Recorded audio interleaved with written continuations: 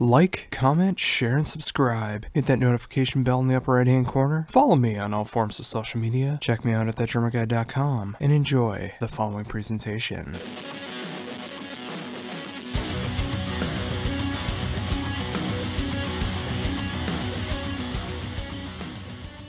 Hi Josh, here's Lanvall. Hi, how's it going? Yeah, everything's fine. Yeah, you're fine too? I'm doing great. Thank you very much for taking the time to do this interview. Yeah, it's a pleasure. Oh, awesome. Well, of course, we're here to talk about the brand new album from Edenbridge, Dynamind, which is just coming out in just a few hours. Over there through Steamhammer SPV. I've gotten the chance to be able to check out this album over the course of the last few days, and I just love what's going on with the band in 2019. I mean, it feels like the band is as strong as ever, and, you know, after all this time, about 19 years since the debut album, it feels like the band is just feeling just as strong, just as fresh as ever. Thank you very much. Yeah, it's great to hear that. I mean, this is of course always my intention when it comes to new songs and the new songwriting process. Because I always want to do things differently than on a previous album, of course, and always search for new ideas and let new influences in, of course. And I'm also very, very happy with the album. The first when we played it to our friends a couple of weeks ago, they were the first to hear it. And that was really a good time because I could sit completely relaxed and let it run over my studio speakers, and it really sounded great. And so that's the fun part then after the hard work. Oh, absolutely. And speaking of that hard work, how did the songwriting process begin for this album? Well, actually, it started right after the release of last album, The Great Momentum, when I started again to collect ideas and wrote them down. And it's always the same. When I think I have enough ideas, then I'm starting to arrange the first songs for the coming record. And this is then a long process. It takes me normally at least 1.5 years for the writing and arranging process. And in between it can also happen that I got stuck, and it was also like this in summer of 2017. When nothing really moved forward, and then it's always good to put it aside and do something different and come back with fresh energy. And then in autumn 2017 it was like this, and everything then went very fluently, and everything came into a flow, and things progressed, and here we are with the final result. Oh, it's great to hear that. I mean, even with that amount of time, you know, just being able to flesh out the songs, make them sound the best that they possibly can. Because with Dynamind, I mean, like I said, I mean, it's great to see where you are in 2019, because this just feels like absolutely another solid album from Edenbridge. Yeah, it's I think, yeah, you named it. It's where we stand in 2019, and this is what I think what we can represent in this year. And it's as you said, every album is a kind of a standpoint in the year you're releasing it. And in our case, I think Edenbridge was always a band that was evolving and developing from year to year, and therefore also the difference between the different time periods are recognizable when you take an album like Sunrise in Eden, our debut nearly 20 years ago, and put it aside to the new album. I think you can clearly hear the difference. But I think this is normal because back then we were in our 20s and now we are in our 40s. and I think it would be unnatural if we still sounded the same like 20 years ago. Yeah, and I love seeing that natural progression and evolution of the band. I mean, yeah, when you go back to that first album, and then when you compare to what's going on now, I mean, the maturity that's going on with this album, and just the songwriting, the production. I mean, just everything just feels so grand and rich on Dynamind, and of course the songwriting when it comes to that. I mean, it feels like some of the best Edenbridge songs to date are on this album. Yeah, thanks a lot. I mean, it's a kind of progress that you're facing when you, of course, as a producer, you're learning so much during the years, and you simply know how to bring it to tape, and of course also together with my buddy Carl Groom, it's a great relationship, and we are two different, not different, but two same kind of thinking persons when it comes to how music should sound like, and I think it's a steady learning curve, I would say.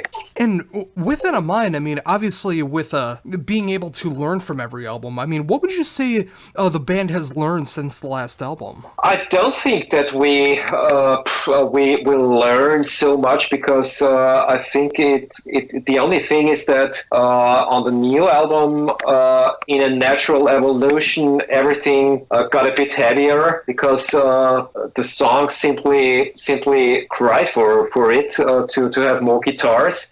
And in fact, that the guitar work and the riffs are more in front.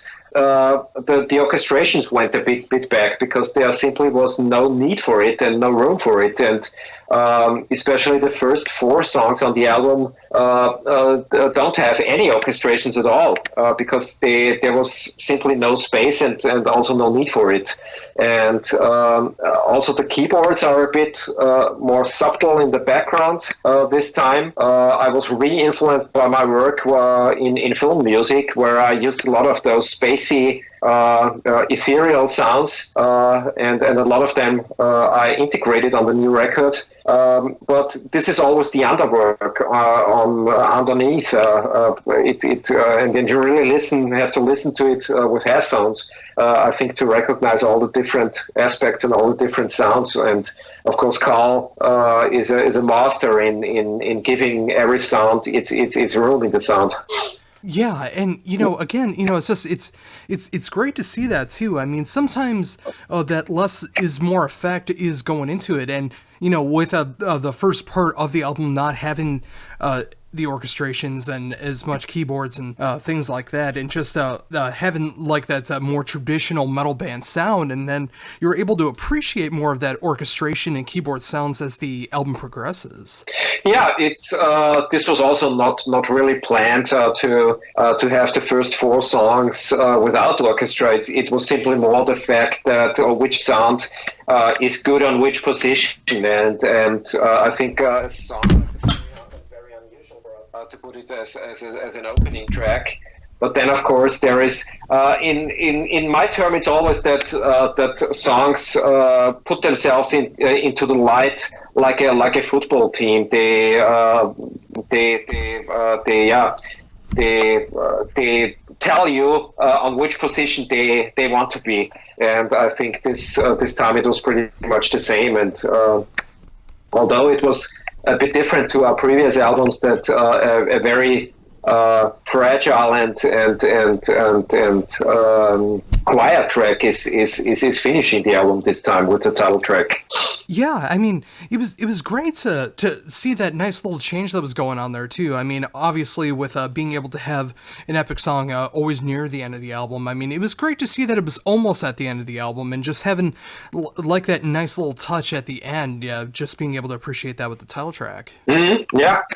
This is the I would say the good thing, that sometimes it's good to do the unexpected and surprise the listeners with things that maybe are different to the previous ones. And I mean, this is the fun part. Surprising the listener is always good. And if we can be surprised in having new stuff in, I think then we can also surprise the listener, of course. Oh, absolutely.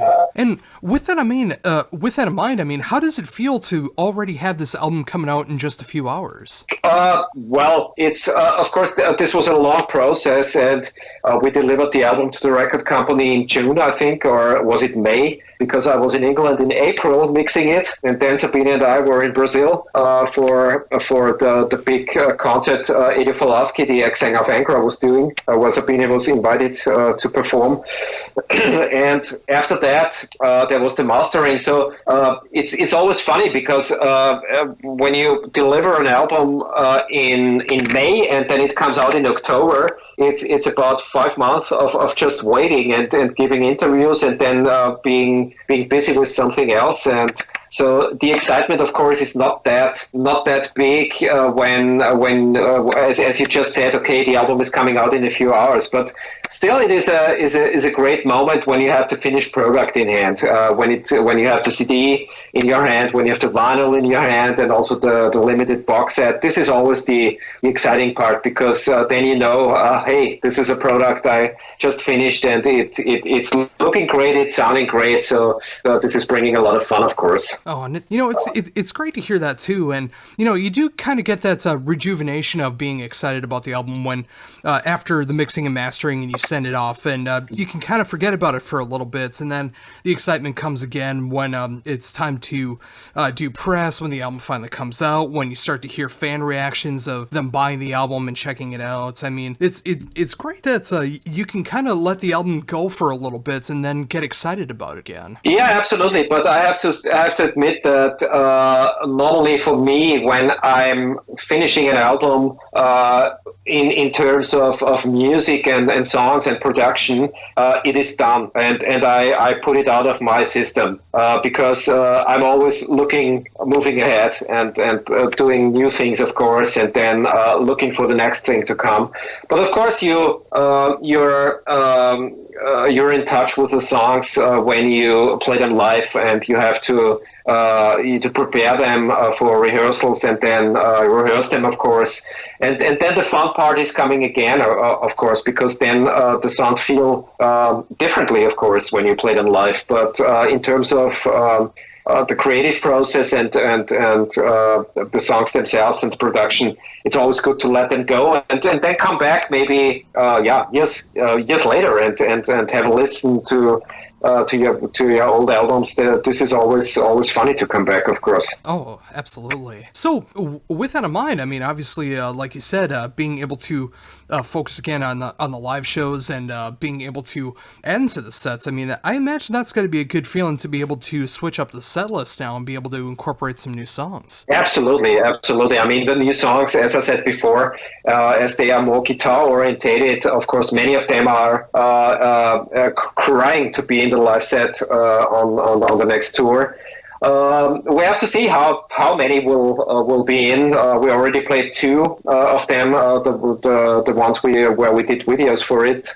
We played in China, and of course they will be integrated in the live set. But of course the more heavier ones will also be included. And then it's always difficult when you have 10 albums. When you have new songs, some others have to go, and so there has to be a good balance, of course, between all of them.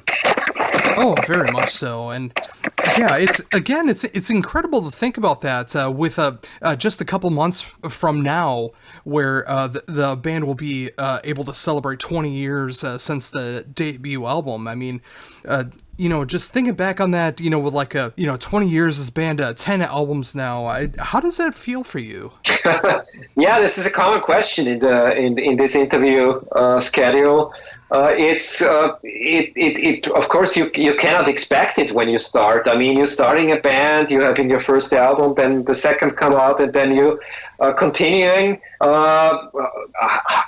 To be honest, I couldn't imagine that will be around 20 years later, but the most important thing is the music itself that is forcing you to be creative, to let new influences in, and as long as the music that is there around me is exciting, I think we will continue. I think the day when the music is leaving me, hopefully not, of course, in the future, but as long there is music around, we will always continue, because this is Edenbridge was always about the music and not about some image or only the live shows and selling merchandise and things like that. Of course, that is important, but it was always about the music in the first hand. Yeah, and that's what's so important, and I'm glad to see that legacy has been able to be maintained for so long, between all of these albums and almost 2 decades now, is the fact that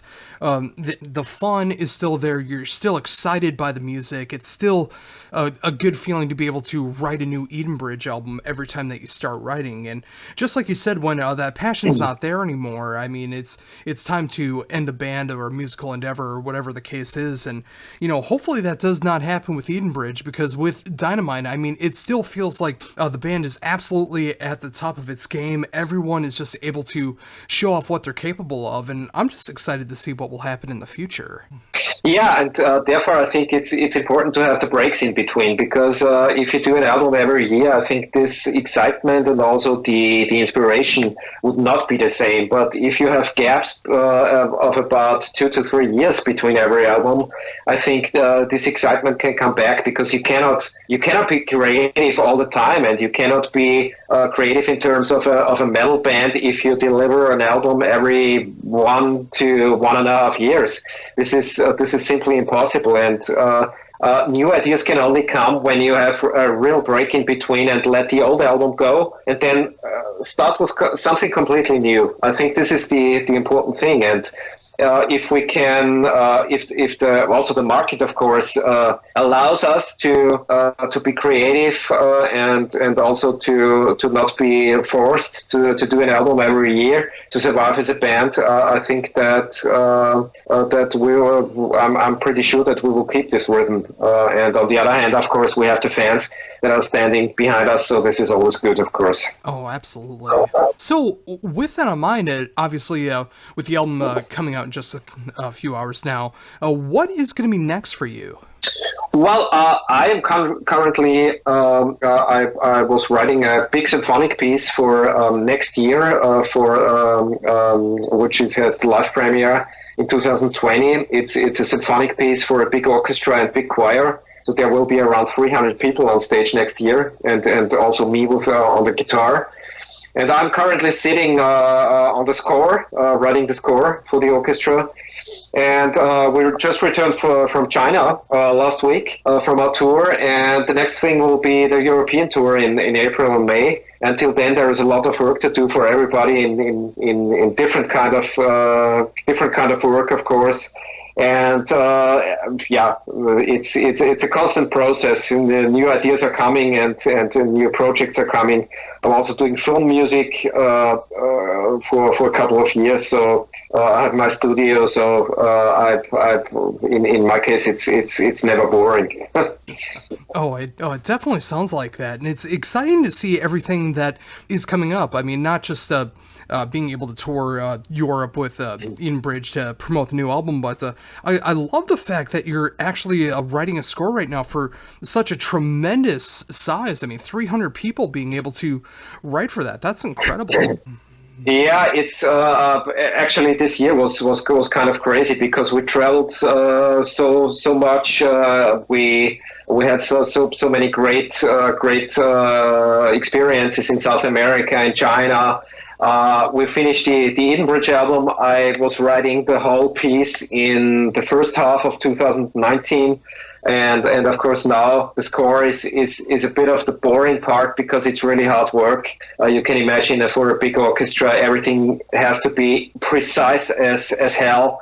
So everything can be reproduced on stage. But of course, this is my biggest musical piece so far, and 25 minutes is of course a long time for this big piece. And I'm really excited, and we will also record a DVD and record it live next year. So I guess this will be the next project then to bring this out on DVD and CD. Oh, that's incredible. And I'm glad to see that it is being recorded, too. I mean, the fact that it is such an epic piece and you're writing so much for it and getting that presentation live and preserved, I mean, I'm glad to see that that's happening. Yeah, there is no other possibility that because anyway all the orchestra has to be amped next year, and if everything is amped and you have a soundboard, it's really near to also record it, of course, and we will shoot it, I think, with 8 to 10 cameras. So if you have the chance to do such a big epic piece, you should make preparations, of course, to capture that. And you never know what the outcome will be, but hopefully all of them are doing their best, and we'll see. Oh, very much so. And getting back a little bit into Edenbridge, like you mentioned this year that you were able to play in South America, you were able to play in China, and then coming up next year, you're going to be able to play in Europe. I mean, what's it like to play these different countries and continents that you normally wouldn't have been able to do? Well, actually, South America was just Sabine being a guest of Edu Falaschi, from the ex-singer from Angra, but I was accompanying her to South America, and it was great to learn the people there, to meet fans, and of course the manager of Edu. And we're currently working on a non-South American tour. But China, of course, was something different because we were there for the second time. And it was absolutely a great experience again. And we played, as I think I said it before, we played our biggest show there in front of 30,000 people on the festival. And it's the markets and the people are so different, of course, because South American fans, of course, are very excited and very, very lively. Of course, Asian people are different, and European people are also different. So.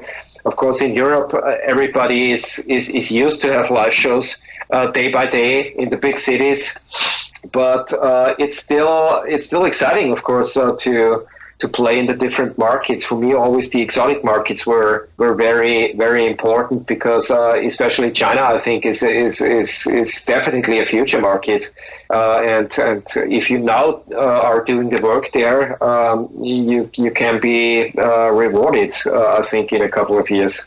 Oh yes, and it's great that you were able to take that opportunity to make it over there and play. I mean, with it is being such a developing country when it comes to showing other kinds of music over there. I mean, it's incredible that you had that opportunity. Yeah, we've been there 12 years ago also, and we could really see the difference to this year. And it's always good to return to a country because you're kind of making some kind of founding work and building up work in a certain kind of market.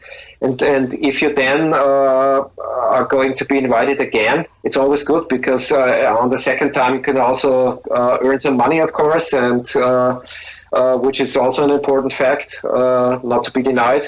And yeah, this is always interesting, of course. Oh, definitely. And I think with that, I think that's an amazing note to end on. I mean, being able to travel to places that you don't normally get to go to, and everything to look forward to in the future. And thank you so very much for taking this time to be able to talk to me about everything going on in your world right now. And of course, the brand new album from Edenbridge, Dynamind, which officially comes out October 25th through Steamhammer SPV. It was great to be able to talk to you about this amazing new album. I love it from start to finish, and I'm so excited to see everything that you got going forward in the future. Yeah, thanks a lot, Josh. It was great to speak to you, and it's great to hear that you loved the album, of course. And it was a great interview, and was very nice.